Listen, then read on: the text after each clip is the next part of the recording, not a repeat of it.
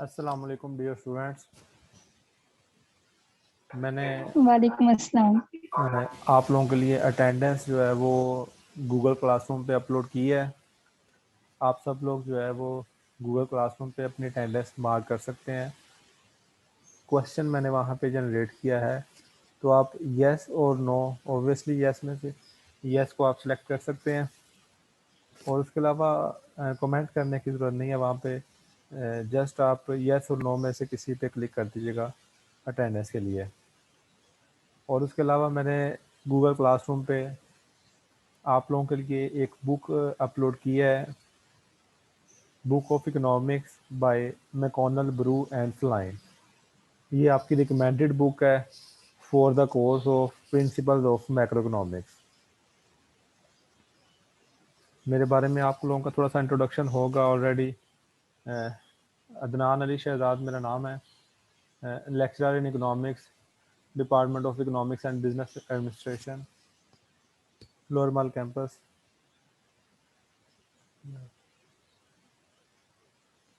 हम अपने कोर्स को बाकायदा स्टार्ट करते हैं आज। सबसे पहले मैं आप लोगों के साथ कोर्स कंटेंट जो है वो शेयर करना चाहता हूँ।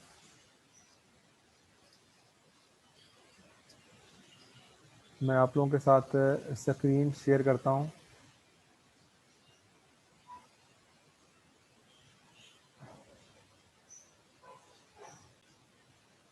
जी स्टूडेंट्स, मैं आप लोगों के साथ स्क्रीन शेयर करता हूँ।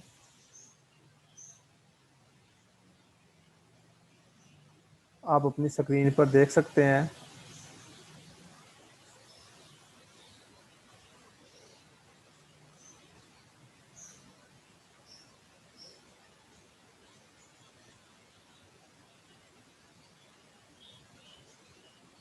This is your course outline, principles of macroeconomics. Course code is icon 1116। These are the objectives of your course and here is the course outline। Basically ये आप लोगों को एक गाइडलाइन प्रोवाइड कर देगी कि हमने थ्रू आउट द सेमेस्टर जो है वो किन पॉइंट्स को जो है वो डिस्कस करना है इस कोर्स में। सबसे इसमें जो पहले है वो है इकोनॉमिक्स का इंट्रोडक्शन है, difference between micro economics macro economics. इसमें आ जाएगा टाइप्स ऑफ इकोनॉमिक्स। इसके अलावा then we have discuss the concept of measuring domestic output and national income. Macro economics का एक मेजर कंसेप्ट है नेशनल इनकम को हम कैसे मेजर कर सकते हैं, क्या उसके डिफरेंट कंसेप्ट हैं, हम डिफरेंट मेथड्स भी यूज़ करेंगे उसको मेजर करने के लिए। देन इकोनॉमिक ग्रोथ है and then third phase is business cycle, unemployment and inflation. ये तीनों बेसिकली मेजर इकोनॉमिक प्रॉब्लम्स हैं। बिजनेस साइकिल भी एक इकोनॉमिक प्रॉब्लम है, हम इसको थोरेटिकली स्टडी करेंगे। इसी तरह अनएम्प्लॉयमेंट जो है ये एक मेजर इकोनॉमिक प्रॉब्लम है, इसको हम डिफाइन कैसे करते हैं और इसको मेजर कैसे कर सकते हैं, इसकी टाइप्स क्या हैं, ये पॉइंट्स हम डिस्कस करेंगे। इसी तरह इन्फ्लेशन है, इन्फ्लेशन एक इकोनॉमिक प्रॉब्लम है, उसको डिफाइन कैसे करते हैं, उसकी टाइप्स कौन सी हैं, उसको मेजर कैसे कर सकते हैं, तो ये हम डिस्कस करेंगे। इसी तरह देन है बेसिक मैक्रो इकोनॉमिक रिलेशनशिप्स है। जो मैक्रो इकोनॉमी के रिलेशनशिप हैं लाइक कंजम्पशन फंक्शन है, सेविंग फंक्शन है, इन्वेस्टमेंट फंक्शन है, मल्टीप्लायर है, ये हम डिस्कस करेंगे। एग्रीगेट एक्सपेंडिचर मॉडल है, हम वो डिस्कस करेंगे बाय प्रोफेसर केन्स। देन हम aggregate demand and aggregate supply discuss करेंगे और फिजिकल पॉलिसी, मॉनेटरी पॉलिसी, ये स्टेबलाइजेशन पॉलिसीज हैं, ये हम एट द एंड डिस्कस करेंगे। रिकमेंडेड बुक जो है वो है मैकॉनल ब्रू एंड फ्लाइन। जो भी लेटेस्ट एडिशन हो वो आप यूज़ कर सकते हैं। मैंने सॉफ्ट फॉर्म में जो है वो आप लोगों के साथ शेयर कर दिया है। आप लोग जो है वो उसको यूटिलाइज कर सकते हैं, अदरवाइज आप मार्केट से परचेज भी कर सकते हैं। ये बुक सेम अवेलेबल है। ये कोर्स कंटेंट है आपके सामने। एक्सप्लेन करने का मकसद है कि आप लोगों को आइडिया हो कि थ्रू आउट द सेमेस्टर हमने क्या स्टडी करना है। हम इन्हीं कोर्स कंटेंट को फॉलो करेंगे। हाँ, बस ये हो सकता है कि कोई सीक्वेंस चेंज हो सकता है थोड़ा सा। मैंने सीक्वेंस अपना कोई अरेंज किया है जो मतलब एक वे है कि आप हम जो मतलब मैंने एक वे सेट किया हुआ है उसके मुताबिक सीक्वेंस चेंज हो सकता है। टॉपिक हम इंशाल्लाह ये सारे कवर करेंगे जो आपके सामने मौजूद हैं आपकी स्क्रीन पर।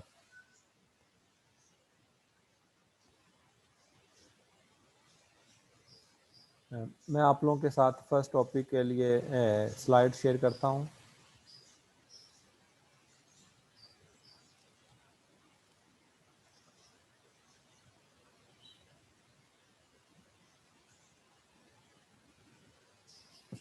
What is economics, how you can define the concept of economics. आप इससे पहले जो है वो एक course principles of micro economics जो है वो पढ़ चुके हैं। माइक्रो इकोनॉमिक्स का नॉलेज जो है वो इंडिविजुअल, आप कह लें इंडिविजुअल मार्केट, इंडिविजुअल फर्म से रिलेटेड है।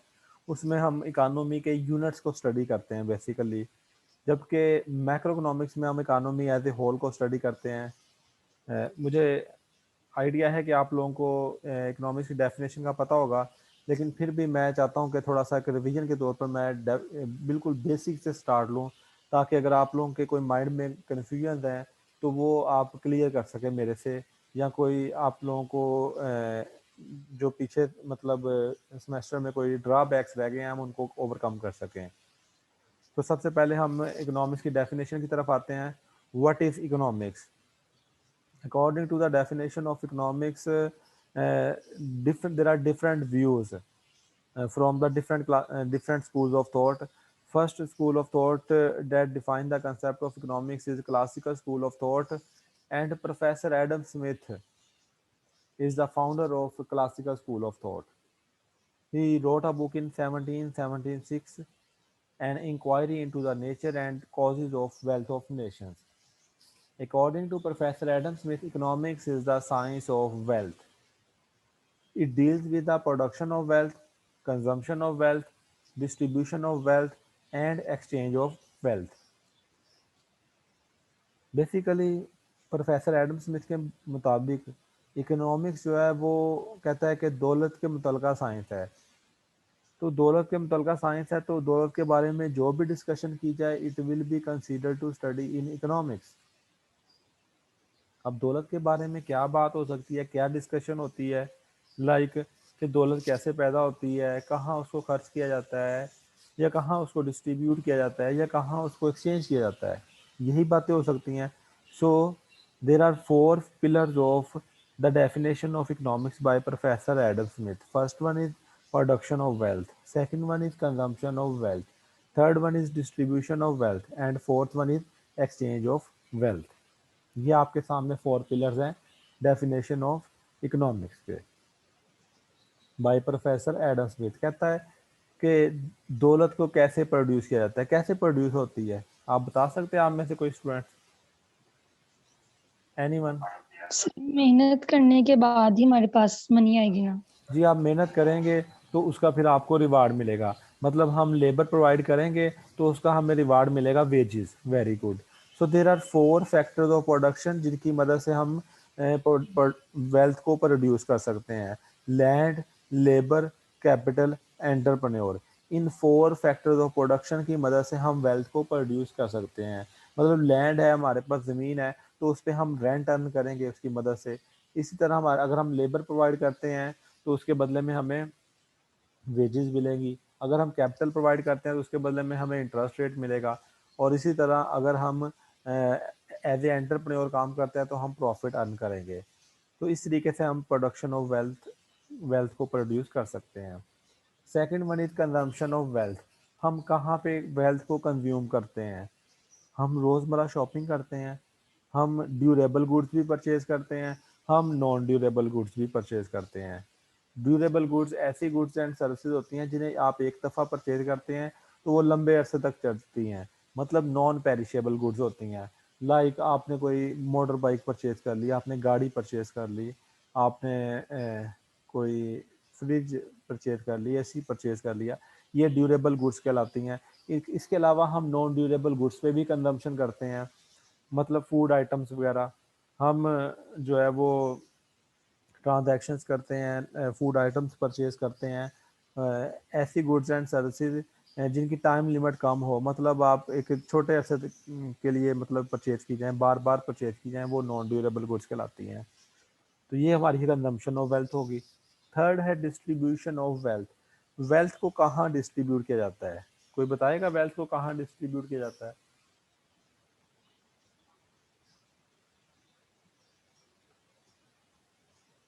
वेल्थ को कहाँ डिस्ट्रीब्यूट किया जाता है? एनीवन? देखिए, वेल्थ जहाँ से प्रोड्यूस की जाती है वहीं पे इसको डिस्ट्रीब्यूट किया जाता है। जहाँ से प्रोड्यूस होती है वहीं पे इसको डिस्ट्रीब्यूट किया जाता है। मैं आपको एक एग्जांपल दे सकता हूँ। जैसे मैं आप लोगों को टीचिंग कर रहा हूँ और इनकम अर्न कर रहा हूँ, वेल्थ प्रोड्यूस कर रहा हूँ, और फिर अगर बच्चों की एजुकेशन पे वही पैसा मैं स्पेंड करता हूँ, तो मतलब जैसे मैंने अर्न किया वैसे ही स्पेंड कर दिया। तो जहाँ से जिन 4 फैक्टर ऑफ प्रोडक्शन की मदद से इसको प्रोड्यूस किया जाता है, उन्हीं 4 फैक्टर ऑफ प्रोडक्शन के दरमियान इसको डिस्ट्रीब्यूट किया जाता है। जिन 4 फैक्टर ऑफ प्रोडक्शन की मदद से इसको प्रोड्यूस किया जाता है, उन्हीं 4 फैक्टर ऑफ प्रोडक्शन के दरमियान इसको डिस्ट्रीब्यूट किया जाता है। फॉर एग्जांपल, जैसे हम लैंड, लेबर, कैपिटल और entrepreneur, in 4 factor of production की मदद से हम वेल्थ को प्रोड्यूस करते हैं, तो इन्हीं 4 फैक्टर ऑफ प्रोडक्शन के दरमियान इसको डिस्ट्रीब्यूट किया जाता है in the form of rent, in the form of wages, in the form of interest rate, in the form of profit. मतलब 4 फैक्टर ऑफ प्रोडक्शन को, लैंड है तो लैंड को जो है उसका रेंट मिलेगा, रेंट की सूरत में उसके दरमियान डिस्ट्रीब्यूट किया जाएगा। लेबर है तो उसको वेजेस की सूरत में उसके दरमियान वेल्थ को डिस्ट्रीब्यूट किया जाएगा। कैपिटल है तो उसको इंटरेस्ट रेट प्रोवाइड किया जाएगा, और एंटरप्रेन्योर है तो उसको प्रॉफिट प्रोवाइड किया जाएगा। इस तरीके से इन्हीं 4 फैक्टर ऑफ प्रोडक्शन के दरमियान इसको डिस्ट्रीब्यूट किया जाता है। Fourth pillar of the definition of economics by professor Adam Smith is the exchange of wealth. Wealth को एक्सचेंज, अब दौलत के बदले में दौलत का तबादला भी किया जाता है। जैसे हम अपनी करेंसी को भी तो एक्सचेंज करते हैं। हम जो है वो रुपीस प्रोवाइड करके इंटरनेशनल ट्रेड में हम अपनी करेंसी को पहले किसी और करेंसी में कन्वर्ट करते हैं, डॉलर में कन्वर्ट करते हैं, to buy foreign goods and services, to buy imported goods. तो ये कहलाता है एक्सचेंज ऑफ वेल्थ, दौलत के बदले में दौलत का तबादला। So these are the 4 pillars by the definition of economics by professor Adam Smith. दोबारा मैं रिवाइज कर देता हूँ। Economics is the science of wealth, इसने इसको साइंस का है और वेल्थ से रिलेटेड साइंस का है। It deals with the production of wealth, consumption of wealth, distribution of wealth and exchange of wealth. The second phase about the definition of economics by new classical school of thought, and Professor Alfred Marshall is a leader of new classical school of thought. He wrote a book in 1890. The name of the book was Principles of Macroeconomics. According to Professor Alfred Marshall, economics is the science of material welfare. Economics is the science of material welfare. कहता है कि मादी खुशहाली का नाम, इसने भी इसको science ही कहा है, अल्फ्रेड मार्शल ने भी इसको साइंस कहा है और कहा है कि मादी खुशहाली का नाम जो है वो इकोनॉमिक्स है। कहता है मटेरियल वेलफेयर के लिए जो भी काम किया जाए, it will be consider to study in economics.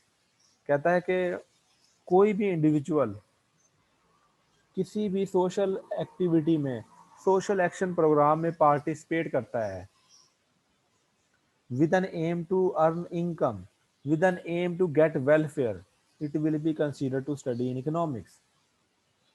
For example, कोई भी इंडिविजुअल इनफरादी तौर पर किसी सोशल एक्टिविटी में इन्वॉल्व होता है, जैसे मैं इंडिविजुअल किसी भी सोशल एक्टिविटी में इन्वॉल्व हूँ, आप लोगों को टीचिंग करने में इन्वॉल्व हूँ, with an aim to earn income और गेट वेलफेयर। मेरा मकसद क्या है, इनकम अर्न करना या वेलफेयर अर्न करना, एक ही बात है। तो ये मेरा मकसद है, it will be consider to study in economics. मैं और एग्जांपल आपको दे सकता हूँ, जैसे बाइक रिक्शा चलाने वाला रिक्शा चला रहा है, वो एक सोशल एक्टिविटी में इन्वॉल्व है, वो आपको सोशल सर्विस प्रोवाइड कर रहा है with an aim to earn income और get welfare, it will be consider to study in economics. इसी तरह हम इनकम अर्न कर रहे हैं, जरूरी नहीं इनकम अर्न करने से ही वेलफेयर इंक्रीज होगी, इनकम स्पेंड करने से भी इंक्रीज होगी। आप लोगों ने स्पेंडिंग की है, फी पे की है विद एन एम टू, ये एक सोशल एक्टिविटी में इन्वॉल्व हुए हैं, फी पे की है with an aim to get welfare, it will be consider to study in economics. तो कोई भी शख्स किसी भी सोशल एक्शन प्रोग्राम में पार्टिसिपेट करता है, चाहे वो स्पेंडिंग के जरिए है, चाहे वो इनकम अर्न करने के लिए है, और मकसद क्या है, अपनी वेलफेयर को इंक्रीज करना, it will be consider to study economics. Excuse me sir. जी बेटा। सर स्टूडेंट्स को एक्सेस दे दें। किस चीज की बेटा? एक्सेस दे रहा हूँ सर बेटा। क्लास की अच्छा, ज्वाइनिंग क्लास नहीं हो रही। नहीं, जो आते जा रहे हैं मैं करता जा रहा हूँ बेटा, बस 1-2 सेकंड का हो जाता है फिर मैं करता जा रहा हूँ। आपकी स्क्रीन पे आपको नजर आ रहा होगा कि नहीं आता नजर? नो सर, नहीं आता। अच्छा, स्लाइड ठीक सर है। सीआर है, उसकी ज्वाइनिंग नहीं हो रही साथ की। नहीं, जैसे ही आते जा रहे हैं बेटा मैं करता जा रहा हूँ। The okay third sir, thank you. the third phase about the definition of economics is modern school of thought by Professor Robbins, Professor Keynes. According to these modern economists, every human being on earth faces two types of scarcity problems. First one is that he has limited resources, and second one is that he has unlimited wants. He has limited resources and unlimited wants.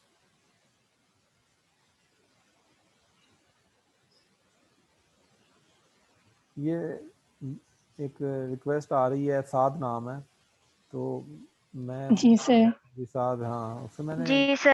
किया हुआ enter, उसे वो 4-5 ID से हुआ हुआ है, मुझे I don't know कि क्या कर रहा है वो। उसकी 4 रिक्वेस्ट आई हैं डिफरेंट नाम साद या डिफरेंट से, तो एक ईमेल आईडी से सर ज्वाइन, आप एक ईमेल एक ऐड कर लें। जी मैं सारों को ही ऐड कर रहा हूँ, लेकिन बच्चे सब जी लोग, सर, वो कोई एक में आप होगा कम ना। से कम एक ईमेल जो है वो बनाया करें, ज़्यादा ना बनाएं, एक ही ईमेल बनाया करें गूगल क्लासरूम पर ज्वाइन के लिए। CR मुझे ना आफ्टर लेक्चर हाईलाइट कर दीजिएगा, जो एडिशनल है, जो आपकी क्लास के नहीं है, गूगल क्लासरूम में मौजूद है, मुझे स्क्रीनशॉट लेके निशान लगा के सेंड कर दीजिएगा, मैं उनको एक्सक्लूड कर दूंगा। Okay sir. Every human being on earth faces two types of scarcity problems. First one is that he has limited resources, and second one is he has unlimited wants. उसके पास limited resources हैं और unlimited wants हैं। तो क्या करता है वो, अपने लिमिटेड रिसोर्सेज को अनलिमिटेड वांट्स के लिए ऐसे यूटिलाइज करता है कि अपनी यूटिलिटी को मैक्सिमाइज कर ले। This is economics. Modern school of thought कहता है कि हमने अपने रिसोर्सेज को मैक्सिमम यूटिलाइज करना है। हमारे रिसोर्स हैं वो कम है, लिमिटेड है, और जो वांट्स हैं वो अनलिमिटेड है। तो ये जो थिंकिंग है कि हमने अपने रिसोर्सेज को कैसे मैनेज करना है, ये जो थिंकिंग है, ये जो प्लानिंग है, it will be considered to study in economics. यहाँ पे जो एक मेजर डिफरेंस है between this school of thought and previous school of thought, वो ये है कि मॉडर्न स्कूल ऑफ थॉट कहता है economics is a social science, जबकि previous to school of thought कहते हैं वो इकोनॉमिक्स इज अ साइंस। तो ये एक मेजर कंट्रीब्यूशन था मॉडर्न स्कूल ऑफ थॉट का। कहता है कि इकोनॉमिक्स जो है वो प्योर साइंस नहीं है, इकोनॉमिक्स जो है वो सोशल साइंस है, क्योंकि ये लोगों के बिहेवियर से लिंक होती है और हर किसी का बिहेवियर डिफरेंट होता है, इसलिए इसलिए इसको सोशल साइंस किया गया है इंस्टेड ऑफ साइंस। क्योंकि जो साइंस है उसमें वो ह्यूमन बिहेवियर से लिंक नहीं होती, वो एक्सपेरिमेंटल बेस होती है, जबकि जो सोशल साइंस सब्जेक्ट होते हैं वो ह्यूमन बिहेवियर से लिंक होते हैं, और ह्यूमन बिहेवियर सबके डिफरेंट होते हैं। So economics is a social science which studies human behaviour as a relationship between ends and scarce means. Ends का मतलब है मल्टीपल वांट्स, और स्केयर्स मीन्स का मतलब है लिमिटेड रिसोर्सेज। कहते हैं इकोनॉमिक्स जो है वो सोशल साइंस है विच स्टडीज ह्यूमन बिहेवियर, जो लोगों के बिहेवियर का मुताला करती है, as a relationship between ends and scarce means, जो वो अडॉप्ट करते हैं जब ये दो चीजें फेस करते हैं। क्या फेस करते हैं? Limited resources and unlimited wants.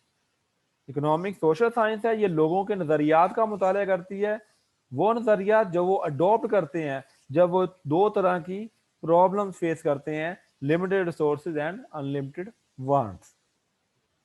तो मतलब मेरी सैलरी है, लिमिटेड है, मैंने उसको कैसे मैनेज करना है, क्या परचेज करना है, क्या नहीं परचेज करना है, चाहे मैं उसे एक रिटर्न फॉर्मेट में बजट बनाऊं या ना बनाऊं। ठीक है, ये काम जो है ये इकोनॉमिक्स का है कि मैंने उसे कैसे मैनेज करना है अपने रिसोर्स को, ये काम इकोनॉमिक्स का है। अगर इंडिविजुअल लेवल पे बात करें तो ये माइक्रो इकोनॉमिक्स में स्टडी होगा। और अगर हम इकोनॉमी एज ए होल, जैसे गवर्नमेंट आप लोगों से रेवेन्यू इकट्ठा करती है, ये हमने रेवेन्यू इकट्ठा करना है या यहाँ पे खर्च करना है, बजट बना के आपको दे देती है, तो वो मैक्रो इकोनॉमिक्स में स्टडी होगा क्योंकि उसने पूरे कंट्री का ओवरऑल बजट दिया है। और अगर हम इंडिविजुअल अपनी प्लानिंग की बात करें, इंडिविजुअल की, मार्केट की, फर्म की, तो वो माइक्रो इकोनॉमिक्स में स्टडी होगा। So these are the three school of thought that define the concept of economics. Next is types of economics. There are three major types of economics. First one is descriptive economics. Second one is theoretical economics. And third one is applied economics. First one is descriptive economics. Descriptive economics deals with the facts and figures of the economy. हम basically descriptive economics में facts and figures की बात करते हैं। Facts and figures की बात करते हैं। जैसे मैं आपको एग्जांपल देता हूं कि आपने डेस्क्रिप्टिव स्टैटिस्टिक्स का नाम सुना होगा या आपने मीन, मीडियन, मोड वगैरह पढ़े होंगे स्टैट में, तो वो बेसिकली डेस्क्रिप्टिव एनालिसिस होता है। तो इसी तरह जब इकोनॉमिक्स में हम कोई बात फैक्ट एंड फिगर्स की मदद से करेंगे, कोई परसेंटेज निकाल कर फिगर्स को यूज करेंगे, तो ये काम जो है वो डेस्क्रिप्टिव इकोनॉमिक्स में स्टडी होगा। जैसे अनएम्प्लॉयमेंट है, एक खाली डिबेट हो, थ्योरेटिकल डिबेट हो, जो पाकिस्तान में जो है वो बेरोजगारी बहुत ज्यादा हो गई, अनएम्प्लॉयमेंट बहुत ज्यादा हो गई है, फलां है। लेकिन अगर इसी बात को हम इस तरीके से करें कि पाकिस्तान में जो अनएम्प्लॉयमेंट है दैट इज 7.5%, ठीक है, तो ये अब हमने फैक्ट एंड फिगर यूज किया है। तो पाकिस्तान में जो अनएम्प्लॉयमेंट का रेट है वो 7.5% है, which is higher than the previous year में 6.5 था, इस साल जो है वो 7.5 हो गया। तो अनएम्प्लॉयमेंट में इजाफा हुआ है 1% का। तो ये हमने अब क्या किया है कि फैक्ट एंड फिगर से बात किया है। एक तो हमारी बात की रिलायबिलिटी में इजाफा हो जाता है, तो ये जो फैक्ट एंड फिगर की मदद से बात की जाए, ये काम होगा डेस्क्रिप्टिव इकोनॉमिक्स में। So you can say that descriptive economics deals with the facts and figures of the economy. Second type of economics is theoretical economics. Theoretical economics deals with the theories of the economy. हम basically economics की theory इसमें पढ़ते हैं as it is theoretical economics में। इसकी two types है, positive economics, normative economics. Positive economics में हम थ्योरीज को एज इट इज डिस्कस करते हैं। जैसे लॉ ऑफ डिमांड थ्योरी आपने पढ़ी होगी, लॉ ऑफ सप्लाई थ्योरी पढ़ी होगी आपने, कंज्यूमर इक्विलिब्रियम थ्योरी पढ़ी होगी, परफेक्ट कंपटीशन पढ़ा होगा। ये जो सारी थ्योरीज है इनको एज इट इज हम स्टडी करते हैं, ये काम पॉजिटिव इकोनॉमिक्स में होता है। और सेकंड पे है नॉर्मेटिव इकोनॉमिक्स, इसकी टाइप। ये नॉर्मेटिव इकोनॉमिक्स की वजह से ही इकोनॉमिक्स को सोशल साइंस सब्जेक्ट्स में शामिल किया जाता है, नॉर्मेटिव कंसेप्ट की वजह से। जो प्योर साइंस के सब्जेक्ट होते हैं उनमें नॉर्मेटिव का कंसेप्ट नहीं होता। ये नॉर्मेटिव का कंसेप्ट बेसिकली सोशल साइंसेस से रिलेटेड है, ह्यूमन बिहेवियर से लिंक करता है। इन नॉर्मेटिव इकोनॉमिक्स, मैं पहले पॉजिटिव इकोनॉमिक्स को डिफाइन कर लूं। In positive economics the problems of the economy are analysed. In positive economics the problems of the economy are analyzed as it is. Basically economic problems को analyze किया जाता है as it is. On the other hand, in normative economics the solutions of the economic problems are suggested. Normative economics में हम economic problem के solutions को suggest किया जाता है। इन दोनों की फर्दर आगे टू ब्रांचेस हैं, जैसे माइक्रो इकोनॉमिक्स और मैक्रो। पॉजिटिव में भी बनती है और नॉर्मेटिव में भी बनती है, micro economics and macro economics. जैसे पॉजिटिव इकोनॉमिक्स कहती है, in positive economics the problems of the economy are analysed. If these problems are analysed on a small level, on a individual level, it will be considered to study in microeconomics, and if these problems are analyzed on a large level, on a country level, it will be considered to study in macroeconomics. देखें, जैसे मैंने example दिया कि अगर हम consumer की problem को analyse कर रहे हैं, कंज्यूमर बिहेवियर को एनालाइज कर रहे हैं, फर्म स्ट्रक्चर को एनालाइज कर रहे हैं, मार्केट स्ट्रक्चर को एनालाइज कर रहे हैं, तो ये माइक्रो इकोनॉमिक्स में स्टडी होगा। और अगर हम अनएम्प्लॉयमेंट, कंट्री की अनएम्प्लॉयमेंट होती है, वो हम कभी इंडिविजुअल पे नहीं कैलकुलेट करते, ज्यादातर उसे हम कंट्री लेवल पे कैलकुलेट करते हैं। अगर हम अनएम्प्लॉयमेंट को एनालाइज कर रहे हैं, अगर हम नेशनल इनकम को, कंट्री की इनकम को एनालाइज करें, तो ये मैक्रो इकोनॉमिक्स में स्टडी होगा। इसी तरह नॉर्मेटिव इकोनॉमिक्स में हम सॉल्यूशन सजेस्ट करते हैं। अब नॉर्मेटिव इकोनॉमिक्स में सॉल्यूशन सजेस्ट करते हैं, हर कोई अपने मुताबिक सॉल्यूशन सजेस्ट करता है, इसलिए इसको सोशल साइंस किया गया है। इसलिए इसको कहा गया कि ये ह्यूमन बिहेवियर से लिंक करती है, क्योंकि हर कोई अपने मुताबिक सॉल्यूशन सजेस्ट करेगा और जरूरी नहीं है कि सॉल्यूशन सजेस्ट करने से वो और सॉल्यूशन अप्लाई करने से वो ठीक भी हो जाए प्रॉब्लम, ये भी कंफर्म नहीं है। ठीक है, इसलिए इसको सोशल साइंस कहा गया, इसमें एरर्स होते हैं। तो अगर ये सॉल्यूशन स्मॉल लेवल पर सजेस्ट किया गया है तो वो ऑब्वियसली माइक्रो इकोनॉमिक्स में स्टडी होगा, और अगर ये इकोनॉमी एज ए होल के लिए सॉल्यूशन सजेस्ट किया गया तो ये मैक्रो इकोनॉमिक्स में स्टडी होगा। The third type of economics is applied economics. In applied economics the solution of the economic problems are applied in a country और in an economy. जो सॉल्यूशन सजेस्ट किया था उसको हम कंट्री पे apply कर देते हैं, उसकी फिर एप्लीकेशन चेक करते हैं। अप्लाई करने से लेकर उसकी आउटकम्स आने तक जो काम है वो किस में स्टडी होगा? अप्लाइड इकोनॉमिक्स में। So these are the three types and sub types of economics. सही, इसकी डेफिनेशन रिपीट कर लें काइंडली अप्लाइड इकोनॉमिक्स की। In applied economics the solutions of the economic problems are applied in a country और in an economy.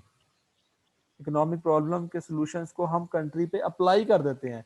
जैसे मैं आपको example देता हूँ, अब मैं positive economics, normative, applied economics तीनों को एग्जांपल के जरिए जरा अटैच करता हूँ। जैसे हम एनालाइज करते हैं, पाकिस्तान में जो है वो अनएम्प्लॉयमेंट जो है वो 7.5% हो गई है, पहले 6.5 थी, उससे पहले 5.5 थी। अनएम्प्लॉयमेंट में जो है वो पिछले 2 सालों में जो है वो इजाफा हुआ है। हमने इसको एनालाइज किया है।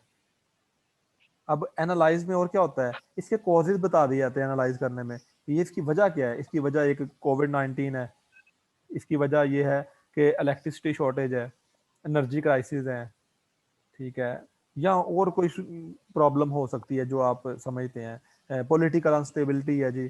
तो ये हमने कर लिया। ये होता है एनालाइज करना। जैसे तजिया टीवी पे बैठे एनालिसिस कर होते हैं, ये मसला है, ये इस वजह से है, ये इस वजह से है, वजह बताते हैं, कॉजेज। ये प्रॉब्लम है, प्रॉब्लम को डायग्नोज करते हैं और उसके कॉजेज बताते हैं। ये काम होता है पॉजिटिव इकोनॉमिक्स में। फिर साथ में किसी को बिठा लेते हैं, हाँ भी इसको क्या सोल्यूशन है, कैसे सजेस्ट करते हैं, क्या आपकी सजेशन है, कैसे ठीक कर सकते हैं। तो ये काम होता है नॉर्मेटिव इकोनॉमिक्स में। मतलब फॉर एग्जांपल लेट्स से कि कैसे इसको ठीक कर सकते हैं। हम मेरे से पॉलिसी मांगते हैं या मुझसे सजेशन मांगते हैं, मैं कहता हूँ कि जी एनर्जी क्राइसिस को सबसे पहले हमें ओवरकम करना होगा। एनर्जी क्राइसिस ओवरकम होंगे, एम्प्लॉयमेंट अपॉर्चुनिटीज इंक्रीज करेंगे, जो भी है। ये सोल्यूशन सजेस्ट कर दिया, ये काम किसमें हुआ? नॉर्मेटिव इकोनॉमिक्स में। अब जो सोल्यूशन सजेस्ट किया था उसको अगर कंट्री पे अप्लाई कर देते हैं, एनर्जी क्राइसिस को रिड्यूस करने के लिए जो पॉलिसी दी गई थी उसको अडॉप्ट कर देते हैं, तो वो काम होगा अप्लाइड इकोनॉमिक्स में। होपफुली आप लोगों को ये डिफरेंस जो है वो समझ आ गया होगा। Yes sir. Micro economics, macro economics को वंस अगेन यहाँ पे मैं अकेले से दोबारा डिफाइन कर देता हूँ। Microeconomic deals with the small or individual units of the economy.